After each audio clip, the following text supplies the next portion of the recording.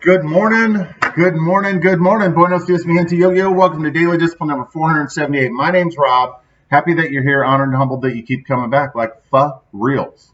Appreciate it. Hey, it's a Thankies Thursday. That's our reminder that we need to be thankful, right? That fundamental to me reprogramming my brain and just, getting all that nonsense out of there was to focus on what I'm thankful for. It's what you have, not what you had or what you wanted, right? So we're going to do that today. But regardless of what day it is, it's a work day and it's time to go. So let's do this. First things first, I'm still the realist. I'm also a fighter. Yeah. Yeah. The reason I wrote this on there was that this morning I was a little stuck, right?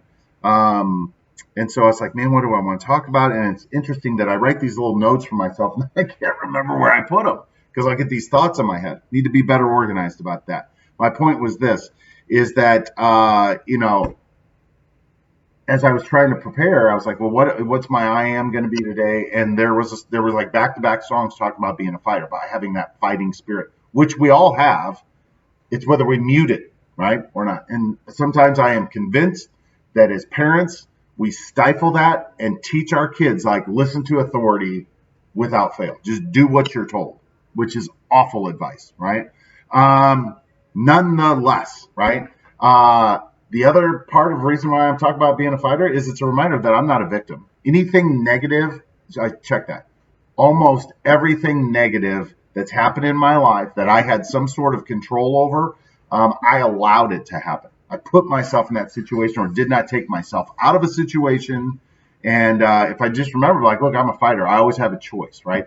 Usually the choice is I don't want to hurt somebody else's feelings. And so I allow myself to be put in a position that I don't like. And then I get upset about it, right? Like, well, let's do a little root cause. Instead of having a fight down here, maybe we're just a little more, what's the word I'm looking for? We just stand up for ourselves, right? Just like, yeah, no, I'm good. No thanks. It's always okay to say no thanks, right? It's just a reminder to all of us. All right, moving on. It's a Thankies Thursday, so we get a big long list. And I would separate it into two things, right? It's to, I want to talk about the snow day here yesterday. I want to talk about people in my life that are just helpful, right? Like they're just helpful, and I appreciate it. And so yeah, snow day yesterday. So it snowed here yesterday, and so here in BFO, not a lot of snow, right? And so this is the third or fourth time we've got some, and it was going to be the biggest snowstorm in 5 years. And so that means that was over like 2 inches of snow, and it happened, right? Happened enough that the kids didn't have school yesterday, so yesterday was a snow day for them. And what little kid doesn't love a snow day, right? No school, you get to play in the snow, all that stuff. But it also, I'm a single parent who has my kids 50% of the time, and I work from home. A snow day is like not good news. It's like, oh, great. Now I got them here all day, half the day. And so it was a bit much, right? There was a few moments where it was a little tense, especially towards the end. Like, I got to go. I got work to do. And so I started getting a little feisty, a little anxiety. And so I was able to then, so I'm thankful for the snow day for my kids. I'm thankful that it's over for me. But I'm also thankful that I've reprogrammed my mind that as I start to go in the ditch, not only me, but my kids see it too. Like, okay, let everybody just, because Jack doesn't get it. He's just full makes more noise, all this stuff. So I'm just thankful for that entire experience, right? Thankful that my kids got it. We need the rain. We need the snow. Snow's fun as long as it leaves, and hell, it was gone on the roads and stuff was gone by middle of the day. And I'm thankful that I've trained myself how to avoid just nasty situations, right? And then there's a few people that, that are very, very helpful. And I just want to give a shout out. So Creeper, you made the list, bro. Appreciate your help this week. A little pack of Magnolia. I appreciate your help. I made you your own video, but I just want to say it again. I'm very, very thankful. And then the last thing I want to talk about is knowing when to drop your D, your dominance, right? And real talk with Rojo. That's what we're going to do. And dropping your D means that everybody has their own emotional composure.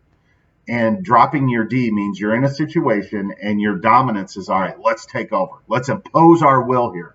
And there are times that for the greater good, we need to drop our dominance. We need to put that down to like, okay, I can always pick that up. I'll be a fighter later. Right now, I'm just going to let somebody let. And that's my training in my ear saying, hey, don't engage unless this is worth it, right? And sometimes it's very, very difficult. Because, again, learning from experiences that in my past, when I've gone, instead of pumping the brakes, I've gone full throttle with my dominance and just went full mamba on people. That's not good, right? It scares people, right? Literally, they don't know how to react. So sometimes you got to drop your dominance. You have to ask yourself, is it worth it? Just like yesterday, I wanted to impose my will on my kids. Be like, get in your room. I'm trying to worry about it. And I'm like, bro, like that's going to give them a pleasant memory of a snow day? No, just let them have some fun. Go hide in a corner and try to make some phone calls, which is what I did. So anyway, yeah, we got to know when to drop our D. And look, it's not like it was perfect, right? There were a couple moments that got a little stressful around here. My kids had, Sam and Addie had to intervene and be like, okay, let's try something different. So anyway, yeah, know when to drop your D. With that, I'm done for the day. Hands up, peace out, we're better together. I appreciate you stopping by on a Thankies Thursday. Oh, that's one more thing, right? I need to ask your help.